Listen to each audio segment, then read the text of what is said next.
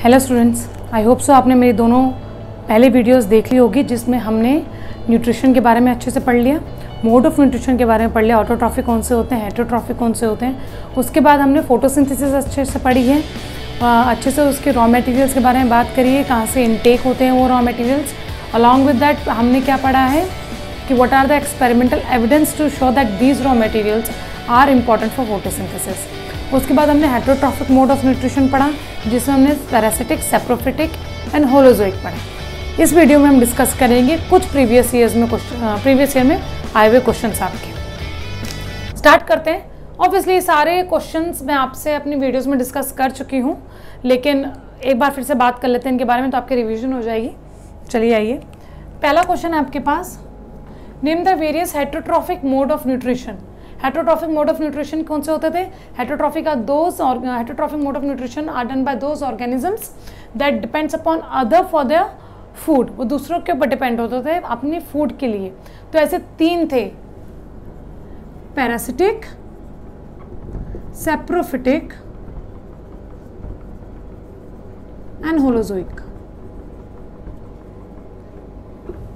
ठीक है, saprophytic parasitic कौन से थे? जो आपके लिविंग होस्ट के ऊपर डिपेंड करते थे, लिविंग होस्ट के ऊपर डिपेंड करते हैं, like Plasmodium, right, that is a protozoa, that is a parasite and causes malaria. ठीक है, सैप्रोफिटिक क्या है आपके? ये सैप्रोफिटिक वो हैं जो आपके डेड एंड डिके पर, डेड एंड डिके मैटर से अपना खाना लेते, लाइक फंजाई, लीस्ट। होलोजोइक वो होते हैं जो कॉम्प्लेक्स फूड को इनटेक करेंगे और उसको डाइजेस्ट करेंगे and utilising that food for producing energy. So these are the three modes of heterotrophic mode of nutrition. Clear? Important क्या बचा? हर एक का एग्जाम्पल। सो पैरासाइट का हो गया प्लाज्मोडियम, सैप्रोफाइट का हो गया आपका फंजाई एंड होलोजोइक का हो गया human beings. Right? Okay, next question है, name two organisms that obtain food from parasitic mode of strategy. Okay, ये जो क्वेश्चन है आपका, इसमें आप प्लीज याद कर लो कि एक ऐसा प्लांट जो सैप्रोफिटिक नेचर का है और एक ऐसा एनिमल जो आपका सैप्रोफिटिक नेचर का है। अगर मैं प्लांट की बात करूंगी, प्लांट में आप याद रखो cuscuta, it's a plant that is saprophytic in parasitic in nature. और जो एनिमल है that is your tapeworm. Tapeworm तो आपको याद ही रखना है, एक आपका टेपवर्म है जो प्लांट के लिए और एनिमल के लिए Cuscuta. Clear? Okay, third question है, what is the mode of nutrition is present in Plasmodium? That is your saprophytic, I am sorry, that is your parasitic, I am so sorry,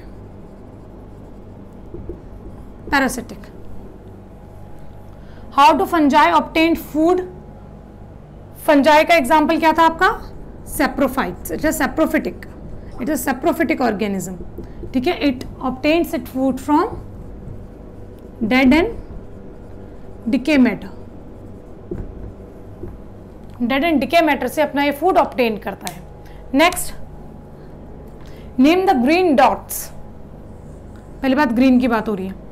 ठीक है, name the green dot structures observed in the leaf peel, why they are green.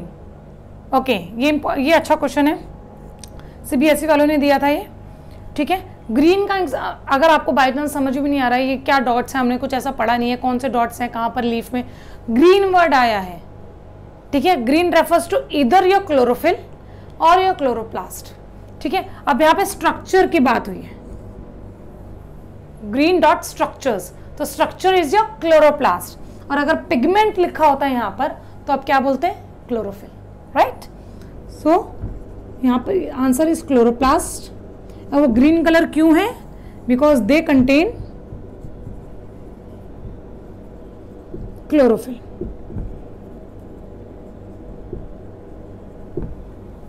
Right? आपको इस video में मैंने बताया हुआ है, structure अच्छे से हमने ड्रॉ किया था लीफ पी का, उसको एक बार आप रिवाइज कर लीजिए। यहाँ पर एक और इम्पॉर्टेंट पॉइंट था कि कौन से सेल्स में आपके क्लोरोप्लास्ट होते हैं? Mesophyll cells. and these are present below your upper epidermis. What will happen to the plant if xylem is removed? पहले सोचो कि xylem का काम क्या बताया था. जब मैंने फोटोसिंथेसिस का लेक्चर लिया था तब मैंने बताया था कि water uptake as a raw material कैसे होता है, थ्रू रूट्स. आपका रूट से सॉइल से रूट्स में जाएगा थ्रू ऑस्मोसिस, और रूट से आपका पूरे प्लांट में जाएगा. रूट से आपका पूरा प्लांट में जाएगा. ठीक है, तो किसके थ्रू जाता था? एक वस्कुलर बंडल के थ्रू, राइट. इस वस्कुलर बंडल का नाम क्या है? Xylem. Xylem is a vascular bundle that helps for the transportation of water. Vascular bundle that helps in transportation of water. इसके बारे में बेटा मैं अभी आपको कुछ एक दो बातें और बताऊंगी, तो आप ध्यान रखिएगा. ठीक है, इसके बारे में अभी हम बात करेंगे. नेक्स्ट क्वेश्चन आते हैं. How do guard cells regulate the opening and the closing of stomatal pore? Stomatal pore is always guarded by your guard cells. ठीक है, मैंने आपको लास्ट लेक्चर में भी ये बात समझाई थी कि आपके गार्ड सेल्स ऐसे होते हैं. जब पानी इनलेट होगा, पानी अंदर आएगा, ये गार्ड सेल्स आपके ओपन अप हो जाएंगे. ठीक है, जैसे ओपन अप होंगे आपका स्पोर, सोमेटल स्पोर ओपन अप हो जाएगा और यहाँ से आपकी जो गैसेज हैं उसका ट्रांसपोर्टेशन होगा, एक्सचेंज होगा by the process of diffusion. So इन दोनों क्वेश्चंस को हम अभी डिस्कस करते हैं. So let's start. चलो स्टार्ट करें. सबसे पहले हम देखते हैं कि xylem as a vascular bundle water को कैसे ट्रांसपोर्ट करता है. रूट्स,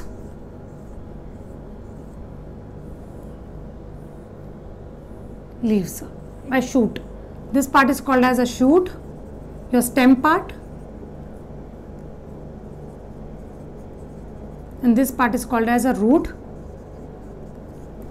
ठीक है, यहाँ पर आपका वाटर प्रेजेंट है. सबसे पहले वाटर सॉइल के अंदर जाएगा, वाटर आपका सॉइल से पानी के अंदर जाएगा by the process of osmosis. क्यों ऑस्मोसिस के लिए था? इसलिए था क्योंकि आपके यहाँ पर वाटर में मिनरल्स भी प्रेजेंट है. आपके सोल्यूशन में सॉल्वेंट के साथ सोल्यूट पार्टिकल्स भी इंपॉर्टेंट है, प्रेजेंट है. पर मुझे किसकी मूवमेंट चाहिए अंदर? सिर्फ वाटर की, इसलिए आपका ऑस्मोसिस होगा. जैसे ही पानी आपका रूट्स में आ गया, अब इसको ट्रांसपोर्ट करना है यहाँ पे, तो ये यहाँ पर प्रेजेंट हो गए आपके vascular bundles. This vascular bundles for, इसका एक टाइप है आपका xylem, that is responsible for transportation of water. अब मुझे ये देखना है ऐसा क्या चीज़ हो रही है जिसकी वजह से ये प्रेशर, ये जाइलम आपका पानी ऊपर लेके जा रहा है. कभी आपने देखा है, हर किसी ने पेप्सी, कोक, कोई भी सॉफ्ट ड्रिंक ज़रूर पी है बॉटल में पाइप डालकर. ठीक है, तो नीचे आप समझो आपका पानी है. अगर मैं वही बॉटल बनाऊं, थोड़ी अजीब से बनी हुई बॉटल, इट्स ओके. ठीक है, ये मेरा पाइप है, यहाँ तक मेरी ये कोल्ड ड्रिंक है. आई लाइक कोक, तो मैं कोक डालूंगी. ठीक है, ये स्ट्रॉ हो गया और ये मेरी बॉटल होगी. तो इसको कंपेयर करूंगी मैं. Straw will compare to be xylem, bottle as a plant, मतलब ये रूट आपका सिस्टम हो गया, यहाँ पर आपकी ये लीव्स हो गई. तो ऐसे सोचो. अब इनिशियली जब आप कोक या पेप्सी पियोगे तब आप रखोगे उसे, तो पानी के अपने आप ऊपर आ जाएगा, कोक गैस में अपने आप ऊपर चल जाएगी? नहीं, जब तक आप एक सक्शन प्रेशर नहीं लगाते, ठीक है, आप सिप नहीं करते, तब तक आपका कोक ऊपर नहीं आती इस स्ट्रॉ में. तो ऊपर से एक आपने सिप वो प्रेशर लगाया है, इस प्रेशर को कहते हैं हम सक्शन प्रेशर. Suction pressure. ठीक है, ऑब्वियसली सही बात है. अगर आप बोतल, एक कोई भी कोक या उसके पेप्सी की बोतल में आप स्ट्रॉ डाल के रख दो, क्या वो स्ट्रॉ में अपने आप पानी आ जाएगा? आपको कुछ करने की जरूरत नहीं पड़ेगी. नहीं, यू हैव टू सक. ठीक है, आपको प्रॉपर एक सक्शन प्रेशर लगाना पड़ेगा ताकि आपका स्ट्रॉ में से पानी आ जाए. ठीक है, तो यही सक्शन प्रेशर प्लांट्स को भी लगाना जरूरी है ताकि आपका जाइलम ऊपर चल जाए. बिकॉज जाइलम की ट्रांसपोर्टेशन के लिए there is no ATP required. कोई एटीपी रिक्वायर्ड नहीं होता है। एटीपी रिक्वायर्ड होता तो उसको ज़रूरत ही नहीं थी किसी ऐसे सक्शन प्रेशर की, राइट। तो एटीपी की ज़रूरत नहीं है, उसके पास एनर्जी नहीं है, तो कुछ ना कुछ तो ऐसा होगा जिसकी वजह से पानी ऊपर ट्रैवल कर अगेंस्ट द ग्रेविटी ट्रैवल करेगा। तो यहाँ पर एक फिनोमिना होता है आपके प्लांट्स में, that phenomena is called as transpiration. That phenomena is called as transpiration. Transpiration means the loss of water in the form of water vapors.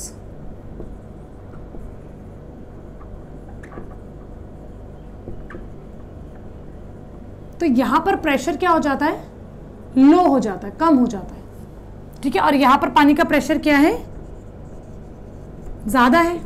तो कोई भी चीज़ अगर डिफ्यूजन के थ्रू चल रही है तो हायर प्रेशर से लोअर प्रेशर की तरफ जाएगी।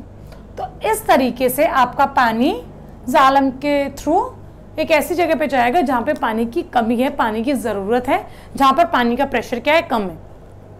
और उस जगह पानी का प्रेशर कम क्यों है, वो इस वजह से है क्योंकि ऊपर आपका ट्रांसपिरेशन हो गया, यहाँ पर प्रेशर की कमी हो गई, यहाँ प्रेशर आपका ज़्यादा है। अल्टीमेटली आपका सारा पानी इस pressure gradient, the word is pressure gradient.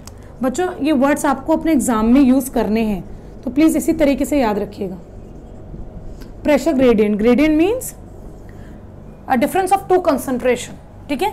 यहाँ पर कोई और कंसंट्रेशन है, यहाँ पर कोई और कंसंट्रेशन, यहाँ लो है, यहाँ हाई है।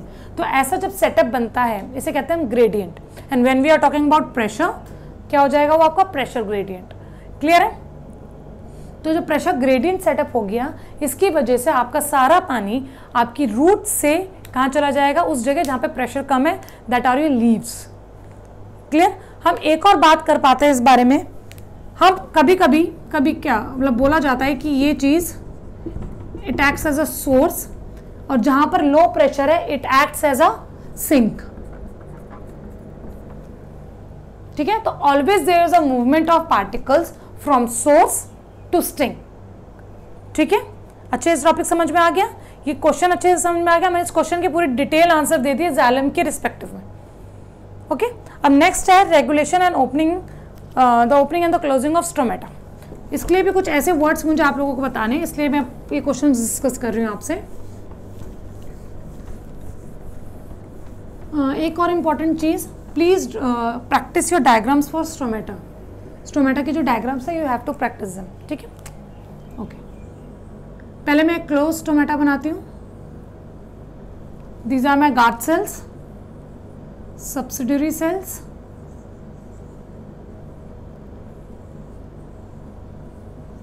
अब सबसे पहले मैंने क्या बताया था आपको कि पानी का इनलेट होगा और इसकी वजह से गार्ड सेल्स आपके ओपन अप होंगे। तो यहाँ पानी जाएगा, पहले यहाँ पे सब्सिडरी सेल्स की वजह से इन गार्ड सेल्स में क्या होगा, पानी जाएगा। सब्सिडरी सेल से वाटर आपका कहाँ जाएगा, गार्ड सेल्स में। जब गार्ड सेल्स में बहुत ज़्यादा पानी भर जाएगा, यहाँ पे बहुत ज़्यादा पानी हो गया, तब अल्टीमेटली ये एक प्रेशर लगाएगा वॉल्स पे। ये वॉल्स पे क्या लगाएगा, एक प्रेशर।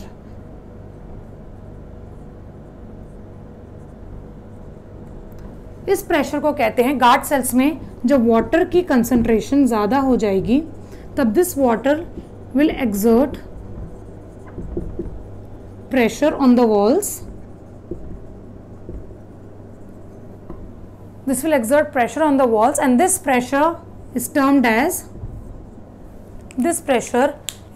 as turgor pressure.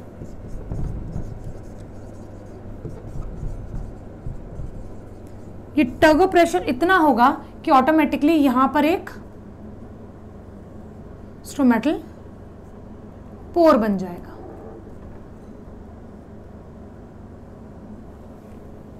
ठीक है, तो हमें ये बात समझिए कि इनलेट ऑफ वाटर होता है पहली बात, और इस वाटर की वजह से क्या आता है आपका टर्गर प्रेशर। ये प्रेशर आपके जो वॉल्स जो गार्ड सेल्स में आपके वाटर मॉलिक्यूल्स आ गए हैं, उन वाटर मॉलिक्यूल्स की वजह से जो गार्ड सेल्स में प्रेशर एक्सर्ट हो रहा है उनकी वॉल्स पे, उनको हम कहते हैं टर्गर प्रेशर। इस प्रेशर की ही वजह से आपकी जो गार्ड सेल्स होते हैं वो ओपन अप हो जाते हैं। क्लियर। तो यहाँ पर अभी हमने कुछ क्वेश्चंस डिस्कस करे हैं। आप आगे की वीडियोस देखिए और बीच बीच में आपको ऐसी और videos with CBSE previous years question papers हम डिस्कस करते रहेंगे। Thank you.